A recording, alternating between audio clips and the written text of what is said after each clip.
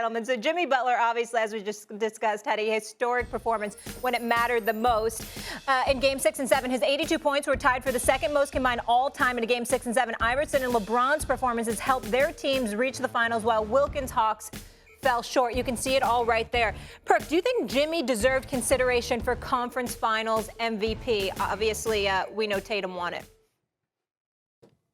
I do. And one could make a case that he actually was the best player in this series. To be honest with you, when you look at what he did and how he did it, you look at his Game 1 performance along with the Game 6 and Game 7, walking into the Garden in Game 6, that performance alone deserves a hell of a nod. Like, that was a classic performance. When you enter the conversation with LeBron James as far as wearing a Miami Heat jersey and going in there and giving them people a 47-piece wing dinner, all flats, fried hard, that deserves a nod. When you enter the conversation of being the only player with Michael Jordan to have 40-plus points and 4 steals, that deserves a nod. Look, Jimmy Butler have shown us time and time again that when it comes down to the postseason, put his name in the conversation with the best. And he actually deserved to be in the consideration for the Finals MVP.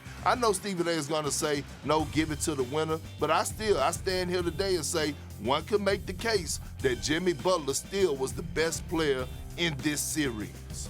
So what do I need to call you now, Kendrick Perkins, Mad Dog Perkins?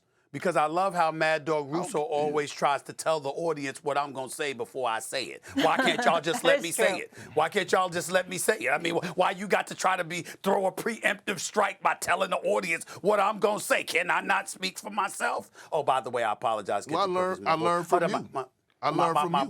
My apologies, Kendrick Perkins. I may have been a little bit too loud when I said that. Would you stop? Let me dial it down. I couldn't hear what either you were saying. I wanted to hear those intelligent points.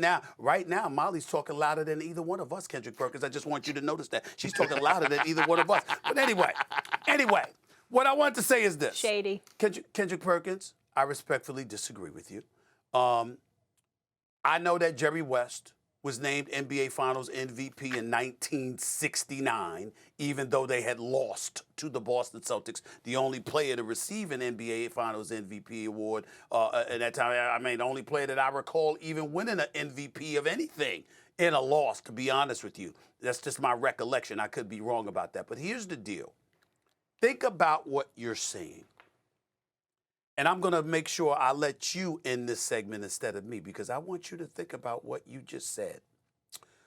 So a champion for the Boston Celtics in 2008 is on national television saying that even though the Boston Celtics just won the conference finals and the trophy is named after a Boston Celtic in the great Larry Bird, that warrant, that should just be ignored. And somebody like Jimmy Butler, who was clearly phenomenal, warrants that level of consideration, that if they had stripped Jason Tatum or a Jaylen Brown or a Boston Celtic from winning the inaugural Larry Bird Award for Eastern Conference Finals MVP, okay, that would be okay.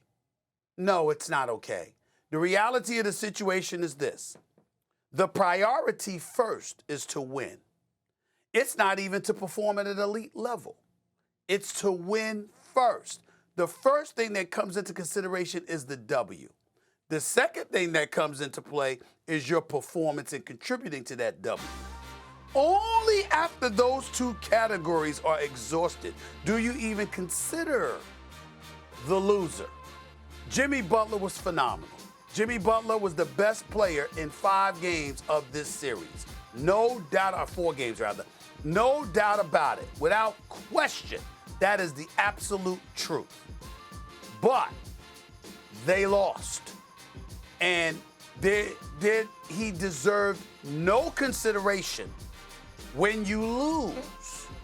0. No consideration when you lose. The person that's runner-up doesn't get to hoist trophies. It's a very simple rule that I have. Thanks for watching ESPN on YouTube. For live streaming sports and premium content, subscribe to ESPN+.